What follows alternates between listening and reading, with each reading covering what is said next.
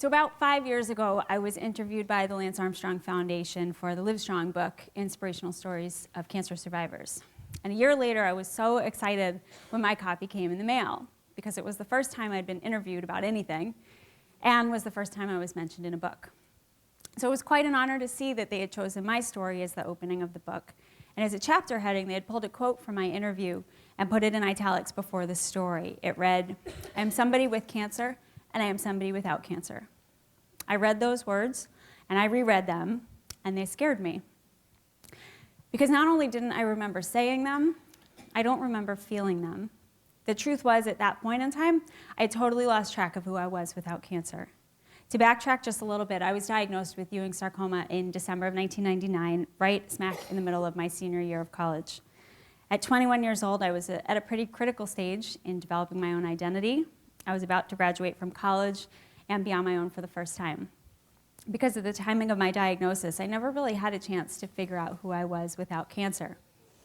When we got the diagnosis, everyone told us that the only place we wanted to be was Memorial Sloan Kettering. My mom had been a nurse practitioner here for years. She's sitting right there. So I was not unfamiliar with the setting, but I still couldn't believe that I was now here as a patient. I went through 7 rounds of chemo and 1 major surgery during the first 8 months of 2000.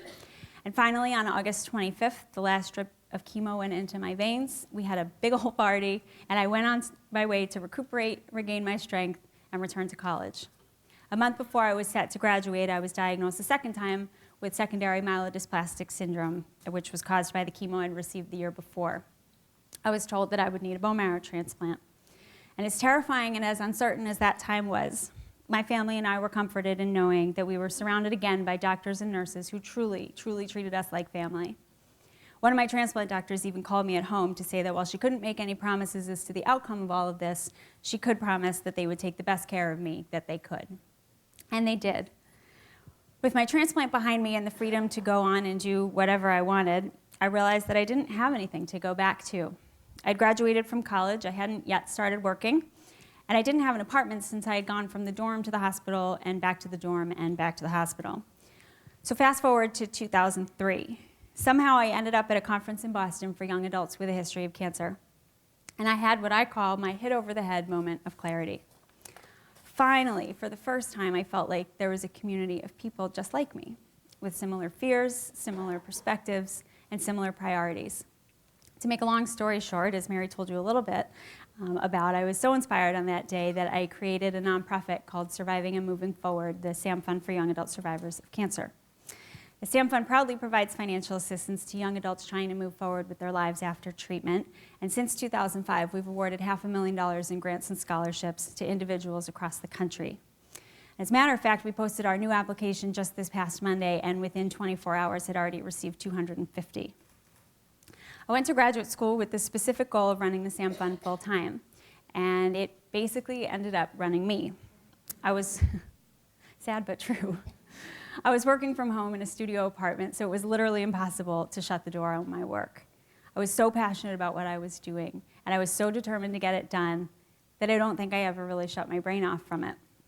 I went to conferences, I went to retreats, I went to all the workshops that were held, sometimes as a facilitator and sometimes as a presenter. And sometimes as a participant, excuse me. I spent most of my time working on SAM Fund stuff or thinking about it. And the thing was, I loved it. But on a personal level, I was surprised and more than a little embarrassed when I realized that for all of my insisting that I never wanted cancer to define me, I had no idea who I was without it. And therein lies the irony, because it was right at that moment of time that apparently I told the Lance Armstrong Foundation the exact opposite. So fast forward again to now. I started teaching an undergraduate sociology course at Brandeis, my alma mater, in 2006. I married my wonderful, quirky, compassionate husband, Adam, on May 5th of 2007, and incidentally, and this is one of my favorite parts of the story, it was my bone marrow donor, Eli, who officiated the wedding. I told you, it's my favorite part of the story. And Adam and I adopted the most beautiful little boy in February of this year. He is the happiest baby I've ever seen, and as my mom can attest, easy babies just don't happen in my family. But his smile, and more recently his giggles, can brighten anyone's day, and he makes being his mom the easiest, most fabulous job in the world. So for the first time since my diagnosis 10.5 years ago, it's crazy that it was that long ago, right? I can finally say that I am somebody without cancer.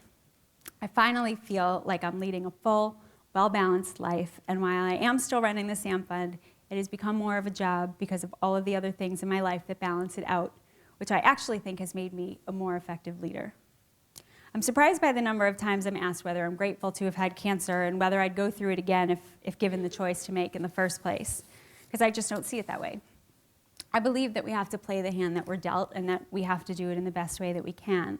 I'm not glad that I got cancer, but I'm incredibly lucky to have somehow landed right where I am today. Somewhere along the way, pretty recently probably, I realized that I don't have to have two personas, the one that revolves around cancer and the one that has nothing to do with it. The truth is that the things I've learned about myself since my cancer diagnosis have made me a better mom, a more attentive friend, a more appreciative daughter, a loving wife, and a compassionate teacher, and I'm really grateful for that. Every time I pick Alex up and spin him around, hoping he's not going to spit up in my face, but instead, hasn't happened yet, but that's not to say it won't.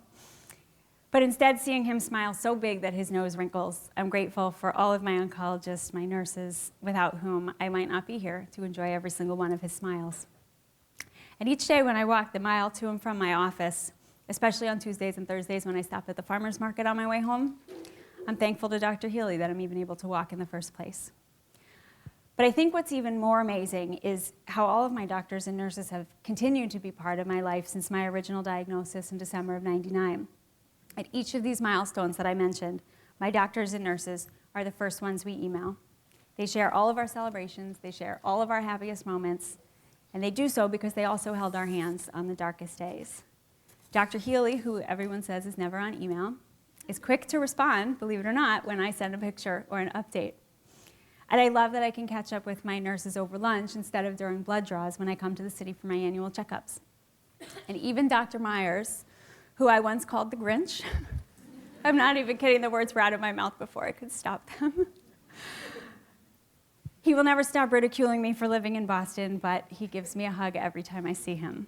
So don't get me wrong, coming here just once a year is fine by me, but it means a tremendous amount to me that the people most responsible for my getting through cancer treatment have continued to support me through each stage of this crazy journey called survivorship. Thank you again so much for inviting me to be here tonight. I'm excited to be part of this spectacular evening. I'm honored to be given the opportunity to share my story, and I'm even more grateful to be living it. Thank you.